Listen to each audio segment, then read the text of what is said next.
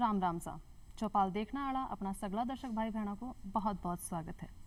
दर्शक भाई बहनों, आज 6 दिसंबर है और 6 दिसंबर ने बाबा साहब की पुण्यतिथि आपा मनावा हाँ, जहाँ कि आज भीमराव अंबेडकर साहब ने कुण को नहीं जाना है, जाना आपा बाबा साहब का नाम से भी जाना हाँ। बाबा साहब एक बहुत महान व्यक्ति हा, एक महान दार्शनिक हा, महान विधिवेता हा, महान अर्थशास्त्री हा, महान राजनीतिज्ञ भी हा। बाकी महानता को डंको चारों तरफ फैलेड़ो है। आपा देखा कि डॉक्टर भीमराव अंबेडकर साहब अपने संविधान को निर्माण करो। संविधान के अलावा भी वे अपने देश की एकता अखंडता ने बनाए रखने के लिए, सामाजिक उत्थान के लिए कहीं कहीं अपना विचार दिया, किया बिकंदर अपना योगदान दियो आधुनिक भारत के निर्माण में। तो ऐसा सब बातें आज आपा करांगा और इस पर जानकारी देने के लिए आज अपने साथ पधारा है डॉक्टर रवि प्रकाश जी। आप अतिरिक्त महानिदेशक हैं अपराध शाखा राजस्थान पुलिस में। बहुत बहुत स्वागत है आपको रवि जी। तो जिया कि आज आप बात कर रहे हैं डॉक्टर भीमराव अंबेडकर ने लेकर, तो सामाजिक न्याय और भीमराव अंबेडकर, तो सामाजिक न्याय को अगर आप अर्थ जानना चाहें, कहीं अभिप्राय है इसे? देखिए, जिस तरह की हमारी भारतीय सामाजिक व्यवस्था सदियों से रही है, उसमें जो जाति प्रथा का जो चलन रहा है, जाति प्रथा के कारण बहुत से वर्ग इस देश में उनको जो गैर बराबरी का दर्जा था वो प्राप्त था, और बहुत से जो अधिकार आज हम एक आधुनिक युग में एक तरह से मानते हैं कि ये तो होने ही चाहिए जी।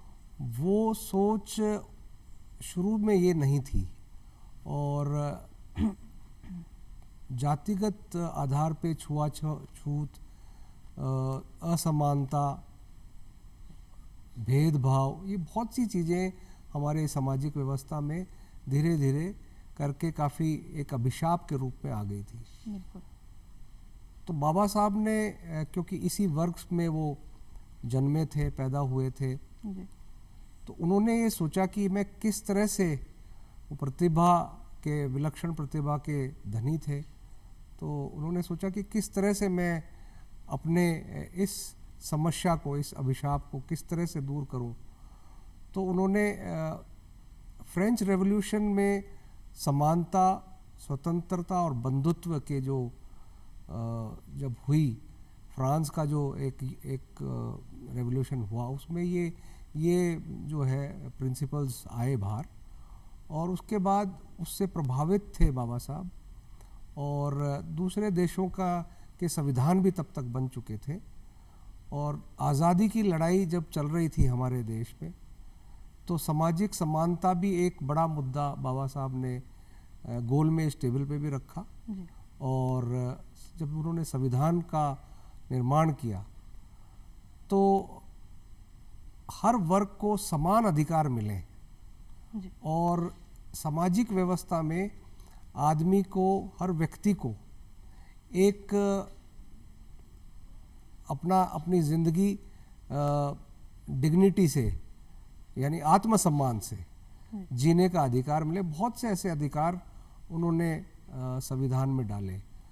तो सामाजिक न्याय का विशेष रूप से, मोटे रूप में तो यही अर्थ है कि ऐसे वंचित वर्गों को उनके एक समानता से जीने का हक, आत्मसम्मान से जीने का हक, और अवसर में समानता का हक उनका, ताकि वो भी आगे बढ़ के देश के निर्माण में अपना सहयोग कर सके। बिल्कुल। जी कि आप देखा, स्वतंत्रता से पहले की अगर बात करा, जी टाइम खुद अंबेडकर साहब हा, तो बी टाइम वर्ण व्यवस्था जी आप बताए कि बी टाइम ज़्यादा को बोल बालो हो, लोगों में ऊंच नीचा रहो, वो भेदभाव बहुत ज़्यादा देखने में मिलता हो।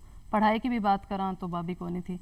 खुद दलित समाज से आया हा, मतलब अंबेडकर साहब भी के बावजूद वे देखो उच्च शिक्षा हासिल करी, तो बीकंदर बाने भी बहुत सारी समस्या आई होगी। सामाजिक में जब समानता नहीं थी समाज में, तो बहुत सारी समस्या बनाई, लेकिन फिर भी वह एक उच्च पद हासिल करो, संविधान को निर्माण भी वह अपने देश को करो। तो इसे भी अपना दर्शक भाई बहन है आज बहुत कुछ सीख सके है कि परेशानी के चलते भी बहुत कुछ हासिल करो जा सके है। अंबेडकर साहब सापा सीखा तो बाकी जीवन में जो समस्या आई, उच्च शिक्षा ने भी लेकर आई है या और समाज के, तो बाकी थोड़ी जीवनी के बारे में भी आप जानना चाहूँगा। देखिए, आपको सभी दर्शकों को बताना चाहूँगा कि बाबा साहब के पिताजी और उनका परिवार कोई धनी नहीं था, अच्छे साधन नहीं थे। हालांकि उनके पिताजी सेना में नौकरी करते थे, लेकिन काफ़ी भाई बहन थे, परिवार बड़ा था। लेकिन उन्होंने शुरू से ही ये महसूस किया कि मेहनत से और लगन से और शिक्षा के माध्यम से, और विलक्षण प्रतिभा के तो धनी थे ही, तो जो भी बाधाएं आई, जो भी चुनौतियां आई, उन सब का बाबा साहब ने बहुत बखूबी से सामना किया। और आप ये भी समझ सकते हैं, जैसा आपने कहा, उस वक्त तो ये जो समस्या थी वो और भी गंभीर थी जी। और भी जटिल थी। उनके सामने जो भी चुनौतियां थी वो आज के ज़माने के मुकाबले, आज तो संविधान है हमारे पास, आज तो बहुत से अधिकार हमें मिले हुए हैं। उस वक्त वो कोई अधिकार नहीं थे, और सामाजिक जो व्यवस्था थी वो बिल्कुल दलितों के बिल्कुल विपरीत व्यवस्था थी। उसमें भी उन्होंने लंदन में पढ़ाई की, अमेरिका में पढ़ाई की, और पूरा ज्ञान प्राप्त करके, पूरी शिक्षा प्राप्त करके जब वो आए वापस भारत, तो उन्होंने सामाजिक व्यवस्था के बारे में और अध्ययन किया, अर्थशास्त्र के बारे में अध्ययन किया, और बहुत से और दूसरे क्षेत्रों में उनका योगदान आधुनिक भारत के निर्माण में रहा। तो कहना बोलो, चाहे राजनीति को क्षेत्र हो, अर्थशास्त्र को क्षेत्र हो, विधि को क्षेत्र हो, वहाँ सबका विज्ञानी हाँ, जानकार हाँ, तो बिना देखते हुए वहाँ चीज़ों को इस्तेमाल करके वह अपना भारत के निर्माण में योगदान दियो। जिया कया करे कि वह संविधान निर्माता हाँ, तो संविधान की इसी कहीं कहीं विशेषता है जिसके अंदर अपने नागरिका ने भी जहाँ समान अधिकारों की भी बात करा, और कहीं कहीं विशेषता है के अंदर।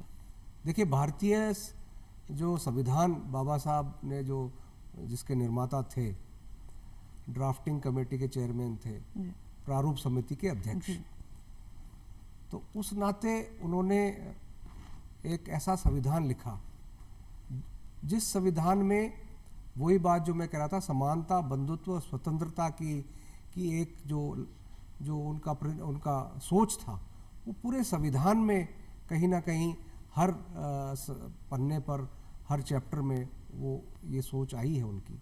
और विशेषकर हमारे जो मौलिक अधिकार हैं, मौलिक अधिकार में स्वतंत्रता का अधिकार, समानता का अधिकार और शिक्षा का अधिकार अब आया है, जो पहले नीति निर्देशक उसमें था, वो अब इधर मौलिक अधिकार में आया है।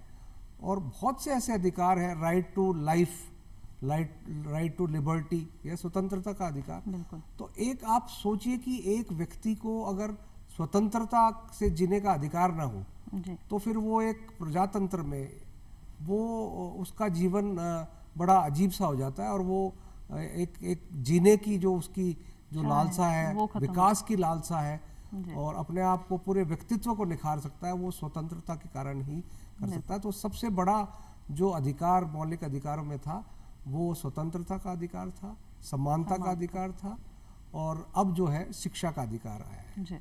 उसके अलावा नीति निर्देशक जो नियम है वो बाबा साहब ने कहे कि आगे सरकारों को ये नीति निर्देशक एक रास्ता दिखाएंगे कि किस तरह से इन नीति निर्देशक जो उन्होंने बनाए इसमें, उस पे गवर्नमेंट्स और सरकारें अपने पॉलिसी बनाएं, अपने नियम बनाएं और अपनी योजनाएं बनाएं, ताकि आम नागरिक को अधिक से अधिक फायदा हो।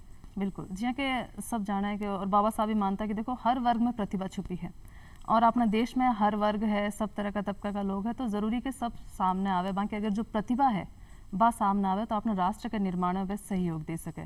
तो ज़रूरी है कि हर वर्ग का लोग है वह एक अवसर मिले। अवसर की समानता की बात भी बाबा साहब करा करता है, और आपने देखो अधिकारों के अंदर भी है, अवसर की समानता को भी अधिकार है, वो कहीं हर की तरीके से आने मिलना चाहिए। देखिए, इसका उदाहरण मैं ये दूंगा कि किसी बच्चे को अगर सही तरीके से उसको आहार नहीं मिले, सही शिक्षा न मिले, सही उसको वातावरण न मिले, और एक बच्चा उसको ये सब चीज़ें मिले, तो दोनों को अगर हम कंपटीशन कराएं, उनकी प्रतियोगिता कराएं, मान लो दौड़ की, तो कौन जीतेगा ये स्वाभाविक है। तो दूसरे बच्चे को जिसके पास कुछ भी नहीं है, उसको ये सारी चीज़ें पहले उपलब्ध करानी आवश्यक है, तभी वो उस स्तर पे आएगा कि वो जो सक्षम बच्चा है उससे प्रतियोगिता बराबरी का मुकाबला कर मुकाबला सके। कर और तभी वो जो दौड़ है जी वो दौड़ सही मायने में वो दौड़ मानी जाएगी। बिल्कुल तो बाबा साहब ने ये अधिकार हमारे भारतीय संविधान में दिए हैं और इसके कारण शिक्षा का जो एक अधिकार अब आया है और शिक्षा का प्रचार प्रसार हुआ है इन वंचित वर्गों में, उस प्रचार प्रसार से काफ़ी लोग पढ़े हैं, शिक्षित हुए हैं। और शिक्षा के केवल विकास और आर्थिक संपन्नता नहीं है, उसके अलावा शिक्षा आपका पूरा व्यक्तित्व निखारता है। बिल्कुल। और व्यक्तित्व निखारने के साथ आपको देश के निर्माण में एक भूमिका अपनाने का, एक अपना योगदान देने का अवसर भी प्रदान करता है। बिल्कुल। तो वो शिक्षा से आपको बहुत सी चीज़ें प्राप्त होती हैं जिससे कि अशिक्षित व्यक्ति और शिक्षित व्यक्ति में एक अच्छे देश में जो निर्माण होना चाहिए वो शिक्षित व्यक्ति ही इतना योगदान दे सकता है। तो ये शिक्षा का जो अधिकार है और शिक्षा पर जो जोर था बाबा साहब का, इससे जो हमारा जो नागरिकों का स्तर है, विशेषकर वंचित वर्गों का स्तर है, वो काफ़ी बढ़ा है।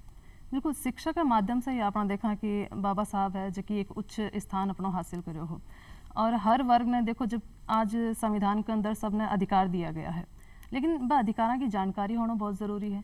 और जानकारी जब होगी, जब अपना देश का सभी नागरिक है शिक्षा ने अपनावेगा, शिक्षित होगा, तो वह अपना अधिकारों के बारे में जानेगा और भी के लिए लड़ सकेगा कि माने हमारा अधिकार चाहिए। तो शिक्षा बहुत ज़रूरी है। और जी बाबा साहब भी अपनी उच्च शिक्षा लेकर बहुत सजग है, जागरूक है। तो भी आपने सभी देश का नागरिक ने सजग और जागरूक होना चाहिए आपने शिक्षा ने लेकर। एक बात कही जाओ बाबा साहब के लिए कि वह दलिता का मसीहा है, लेकिन देखो जाओ काम वह हर वर्ग के लिए करे है।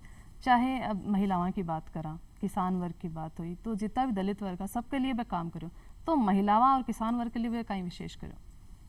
आपने बहुत अच्छा ये बात कही है मनीषा जी। बाबा साहब ने संविधान से पहले भी जी बहुत पहले महिलाओं के अधिकारों की बात की।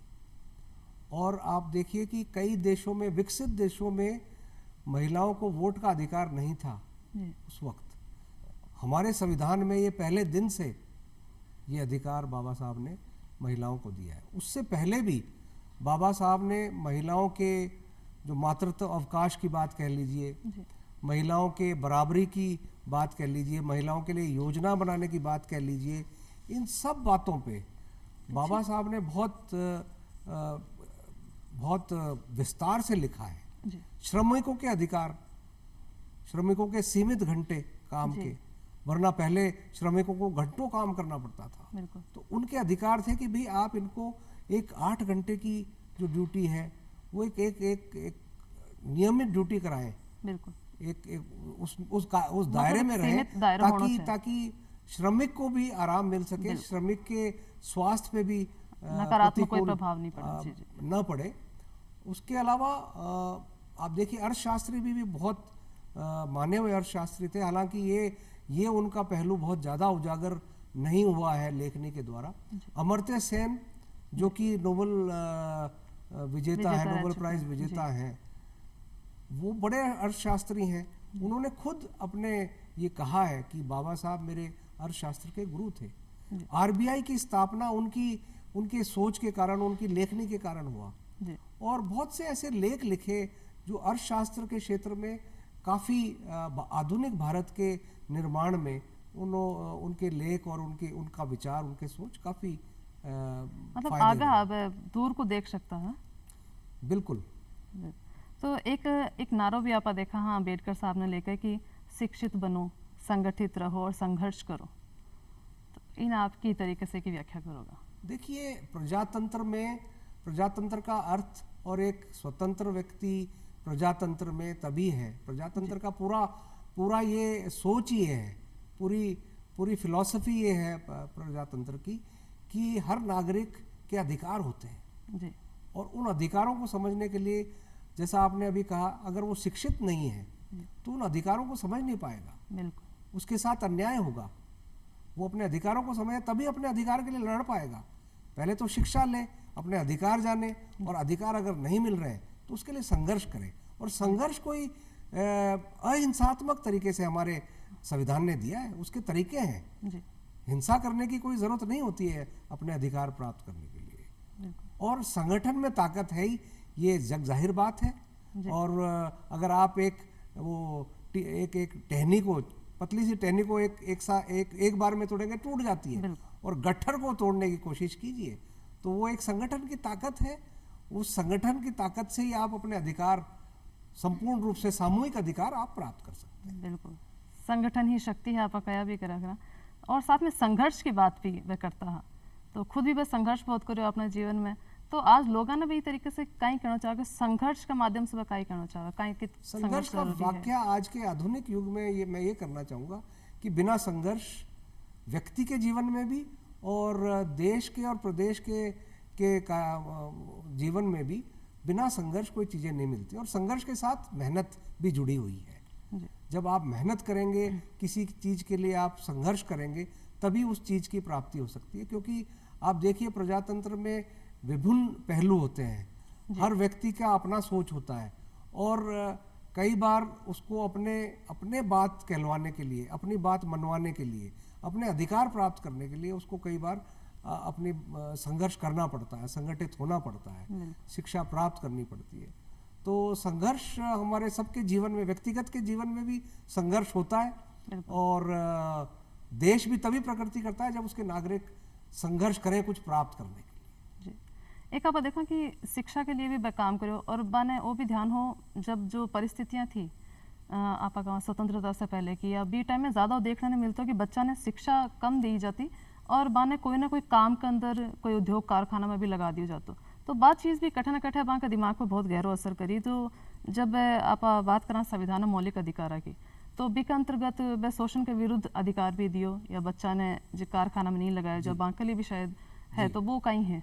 बिल्कुल, उनका ये बच्चों के शोषण के प्रति और व्यापार भी, वो कोई भी व्यक्ति अपना व्यापार कर सके, बच्चों को ऐसी फैक्ट्रियों में और ऐसी जगह पे नहीं लगाए जहां उनका बच्चों का शोषण होता हो, ये सारे अधिकार संविधान में दिए हुए हैं। और आप देखिए कि बहुत पहले उन्होंने, जैसा मैंने पहले भी कहा, श्रमिकों के अधिकारों की बात भी की थी। और जो भी बाबा साहब ने संविधान में डाला, वो दुनिया के श्रेष्ठ जो भी संविधान थे, उन संविधानों में से श्रेष्ठ चीज़ें लेके इस संविधान का निर्माण किया।